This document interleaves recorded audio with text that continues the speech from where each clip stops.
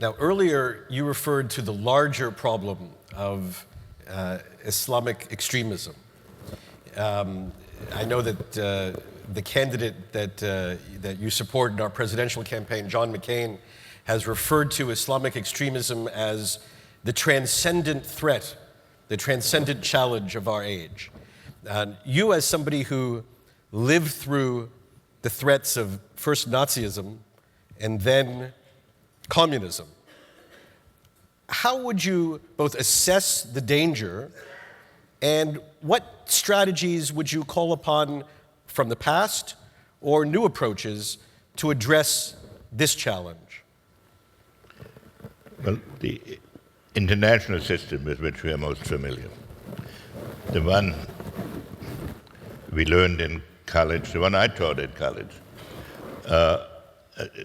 was based on the state. And the state emerged out of the modern state.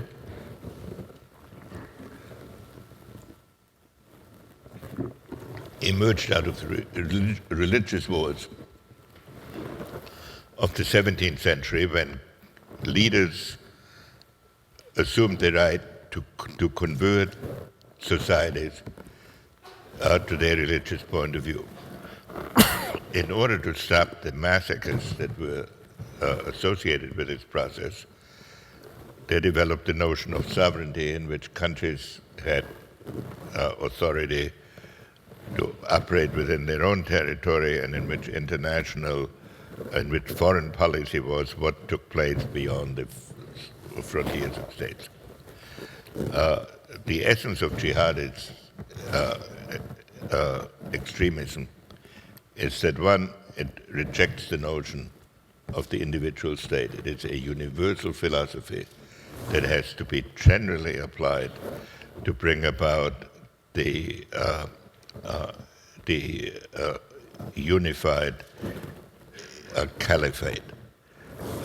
It is aimed at all the institutions of the Muslim world, but it's also aimed at the institutions of the Western world. It has to reject it by its nature any idea of pluralism, because there is only one.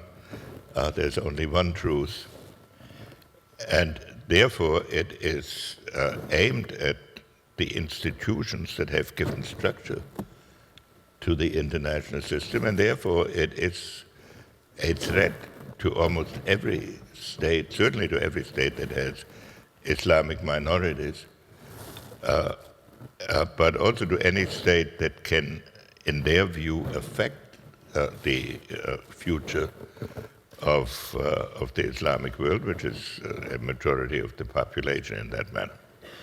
It is often presented as exclusively or primarily as a threat to Israel. That is not correct. I think in many ways they use Israel as a rallying point for a much more fundamental concern, and which is to spread the notion of a universal Islamic empire. If in the medium term, successful jihad will threaten India as much as it threatens Israel, because the 160 million Muslims that live in India can not be unaffected by a wave that is spreading through the Islamic world. So that if Islam, I know in the city it's sort of fashionable to criticize President Bush, but I think he has understood what the central problem of the period is, even if one questions this or that tactical approach to it. And the central problem that we now face is Islamic extremism, for which the really only solution is to arrest it and to demonstrate its incapacity to achieve its objectives. Otherwise, the momentum is going to become stronger and stronger. And so, operationally, what would your policy prescription be then to the next president on this issue? Let me make I'll answer that question, but let me make a general point. Even if you find this or that answer of mine unsatisfactory on tactical issues, it's hard for me to conceive, but assuming this happens, the key role of a president is to take his society from where it is to where it hasn't been. As an outsider, you don't have to have the detailed answer to every tactical question of how you would do certain things. What you have to know is where you would like a president to take this country, and to hope that he will make it clear through his conduct and through his instructions and through the system he establishes that will move in that direction. Well, the first thing we need is to bring the war in Iraq to the conclusion towards which it is now heading, and not to interrupt it by applying principles from our own domestic debate to a situation that is moving in a basically correct direction.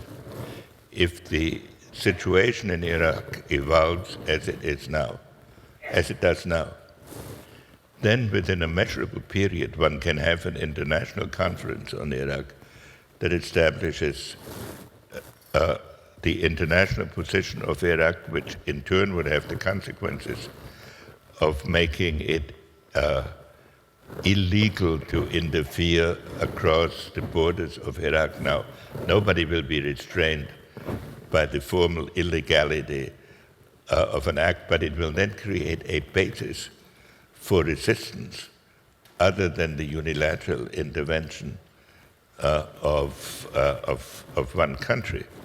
And I would think that by the end of next year, we should be at that point or clearly approaching that point. Secondly, Iran presents a challenge not only in the sense of the dangers of proliferation, but also of the resurrection in Iranian minds of the ideas of Iranian empire, so that the reach of the attempt of Iran to lead both the religious upheavals and the various other revolutionary challenges in the region must be resisted.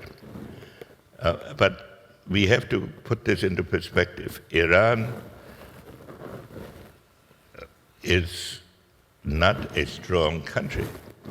Iran is a country with a reasonably strong ideology and with a long history, the only country in the region that in its present form has had a long history. So the challenge for us is this. If one were to talk to an Iranian who is not seduced by visions of Islamic universality, one could say, you criticize us for our relations with the Shah, but you misunderstand what that relationship was. That was a tribute to Iran. It was not a tribute to the Shah. It shows that America can live with a strong Iran that is a major player in the region, provided it conducts itself as a nation and not as a cause. And on that basis, it could be possible either to come to an understanding, and it must be necessary for them to learn what the limits of Iranian reach are in itself on the basis of assessments of national interest. There is no reason for the United States to resist a strong Iran. Historically, Iran has had good relations with Israel, has had good relations with the United States, and so these are the directions in which we have to go, and I believe they are achievable. We must not let ourselves get mesmerized by the rhetoric. The majority of the countries in the region are on our side, and the extremists really do not have a strategy for achieving their objective if we stick to a course along the lines that I have described.